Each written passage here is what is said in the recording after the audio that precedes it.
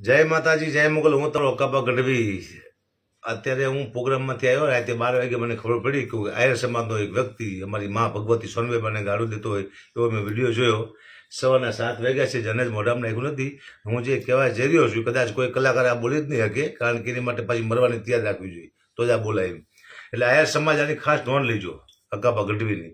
હું શું કહેવા માંગુ છું તમને એટલા માટે કે આખા સમાજ આયર સમાજને હું દોષ ન આપી શકું, એ મને ખબર છે. એક વ્યક્તિની સજા બધાને ન આપવાની હોય, હું જાણું છું. પણ આ વ્યક્તિ એવું બોલે છે કે નામ તો મારે બોલવું જ નથી, કારણ કે નામ બોલી તો અમારી માતાજીને માફ ન કરે. એનું નામે મારે મોઢે ન બોલાય. અમારી માને ગાયું દે ને અમે નામે ન બોલી. આયર સમાજનો વ્યક્તિ એમ બોલે છે, સોનબાઈ માને ગાયું દે છે, મારી મા ભગવતીને. સોનબાઈમાં એ જ વરોડી, સોનબાઈમાં એ જ પીઠળ, સોનબાઈમાં એ જ ખોડિયાર, અને જહાલની વારે ચડી હતી ને એ વરોડી.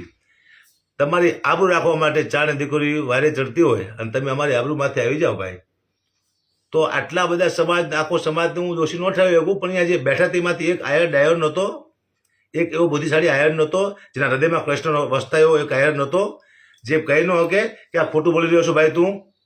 આ બુદ્ધિહીન માણસ જે બોલતો હતો, એની પાયસા, એક ટપોરી જેવી પાયસા કહેવાય એને, એ બોલતો હતો વ્યક્તિ. એને કોઈ કહેવાનું છે નહીં ભાઈ, તમારા સમાજમાંથી કોઈ આવો મોટો સમાજ છો તમે.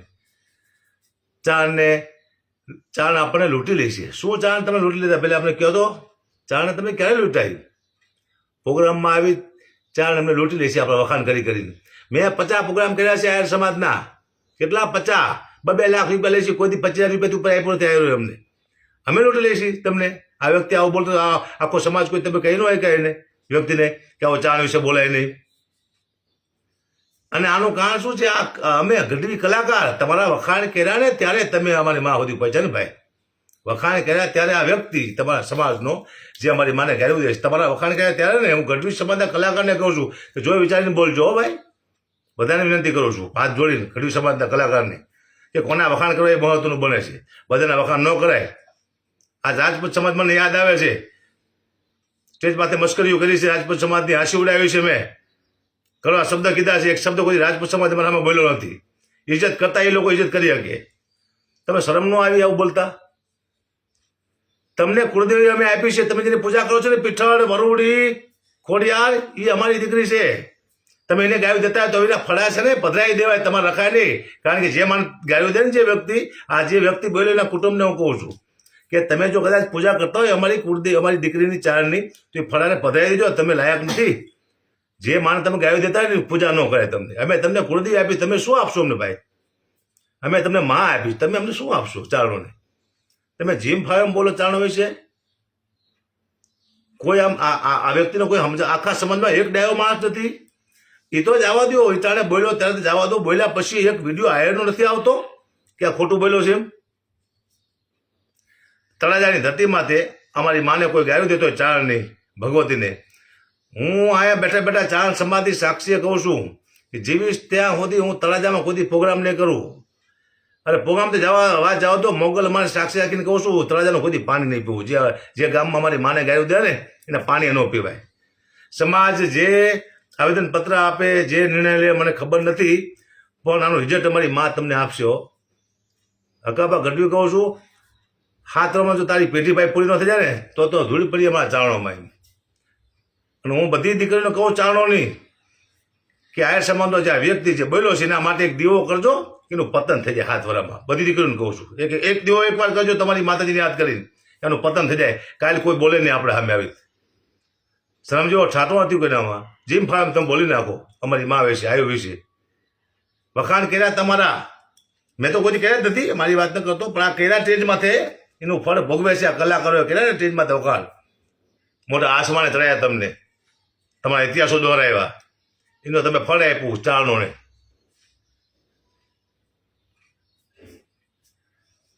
કૃષ્ણ પરમાત્મા તમારો ઈષ્ટદેવ છે. કોઈ માણસ મૃત્યુ પામે ને ત્યારે કૃષ્ણ ભગવાનને યાદ કરે છે.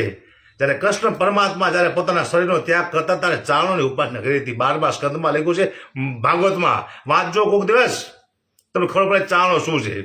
તમારો ઈષ્ટદેવ જો અમારી ઉપાસના કરતો એ ચારણો તમે ગાયું દઈશો, એની માને ગાયું દઈશો. તમે સોડિયું કહો છો, 2 રૂપિયા તમે અમારી કિંમત કરો છો, 2 રૂપિયા આપણે ચારને ભગાડ દેવાનો. 2 રૂપિયા લેવાની કોમ છીએ અમે ભાઈ. કોઈ બુદ્ધિ આખા સમાજમાં કોઈ બુદ્ધિશાળી ના મળ્યો. હું આખા સમાજને એટલા માટે નથી કહેતો કારણ કે એક વ્યક્તિની ભૂલ આખા સમાજને ન અપાય.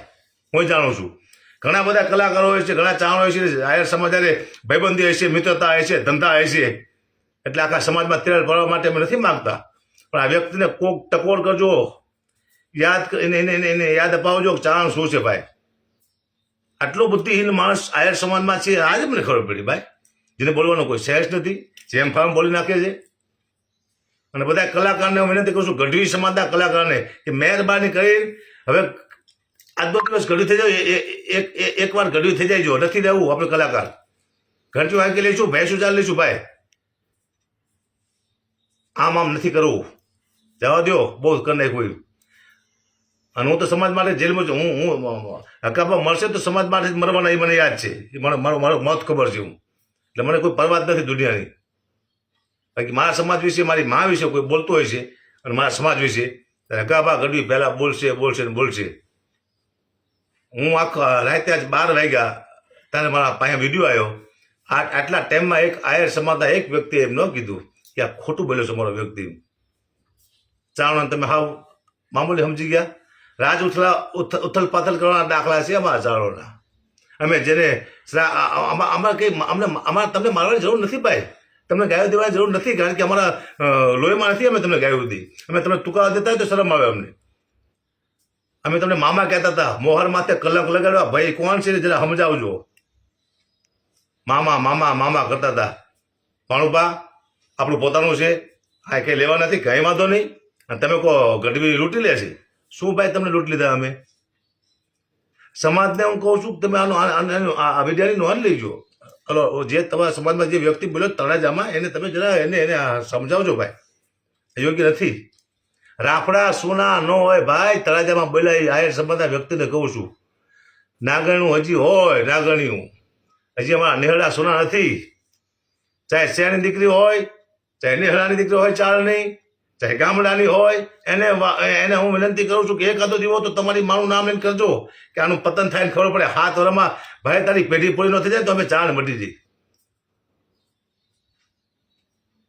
શેન જેવું છે નહીં. ગિરીશ આપા સોનબેમાના ભત્રીજા, એના આંખમાં જળજરે આવી ગયા બોલતા બોલતા. આપણા વડાપ્રધાન એ જો એમ કહેતા હોય કે સીધા નારાયણના વિષ્ણુ પરમાત્માના વંશજો છે, ચારણો સીધી લીટીના વારસદાર છે, તો તમને ખબર નથી પડતી? આટલા સમાજ છે, કોઈ અમારો અપમાન થાય, રાજપૂત હોય, બ્રાહ્મણ હોય, પટેલ હોય, કોળી હોય, ભરવાડ હોય, રબારી હોય, આ સમાજમાંથી કોઈ અમારું અપમાન કર્યું નહીં. ચારણોનું ચારણને પૂછે છે લોકો, ચારણને માને છે, એને ખબર છે ચારની દીકરીઓ આપણી આય છે, આપણી જગદંબા છે, એનું અપમાન ન કરાય. આખા સમાજમાં તમને ખબર ન પડી, હેરી કહેવાય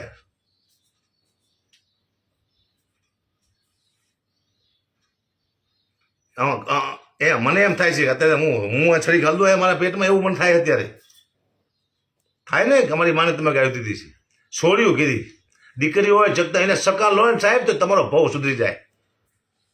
એ છે ચારની દીકરીઓ, છોડ્યું માતાજીઓ.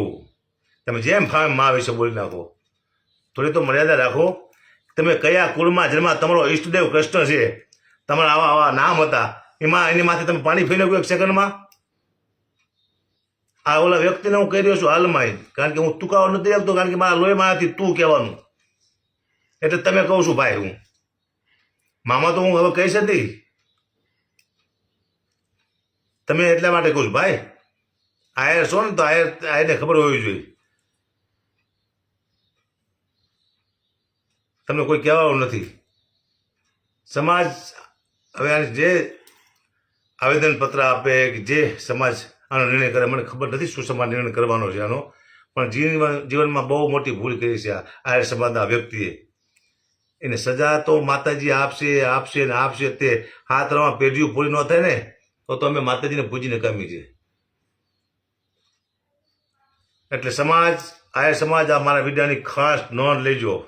ચારણ સમાજ તો મારો જોવાનો જ છે આ વિડીયો. હમણાં હું મૂકી દઉં ફેસબુક, યુટ્યુબ પાસે. આખી દુનિયા ભલે જોતી હોય, દુનિયાને ખબર તો પડે કે આવો એક સમાજ છે જેમાં આવા માણસો રહે છે જેને બોલવાનું ભાન નથી. આખો સમાજ તો અહીંયા હાજર ન હોય, હું માનું છું કે સમાજનો કોઈ વાગ નહીં, પણ અહીંયા જે બેઠા તેમાંથી કોઈ ડાયો માણસ નહોતો બુદ્ધિશાળી, બધાનું મગજ બેન મારી ગયું. તો એક માણસ ન બોલી કહો કે ભાઈ બંધ થઈ જાય, આવું ન બોલાય.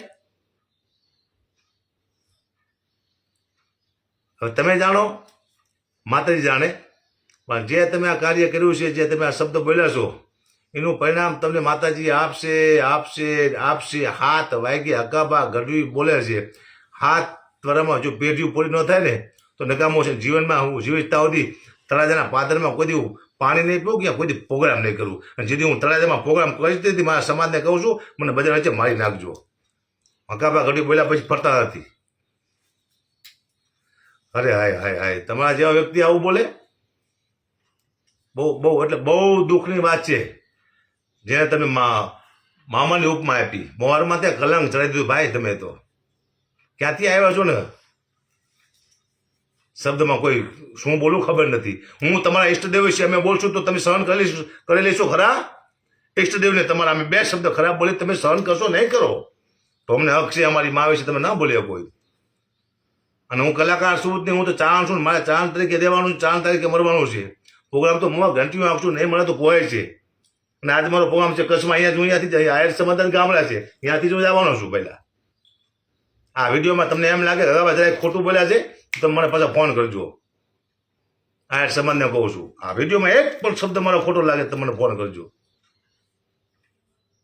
હજી સુધી એક આયર સમાજના એક વ્યક્તિને બોલે કે આવો મોટો સમાજ છે કે ચારની દીકરીને અપમાન ન કરાય, એની ભગવતીને તમે પૂજો છો, એ ફળા હે ને ન કરે. તમે ભાઈ સાચો લાગતો હોય તમને કે ભાઈ સાચું બોલ્યો છે તો ફળા પધારી દેવાય, તમારે પૂજાય નહીં.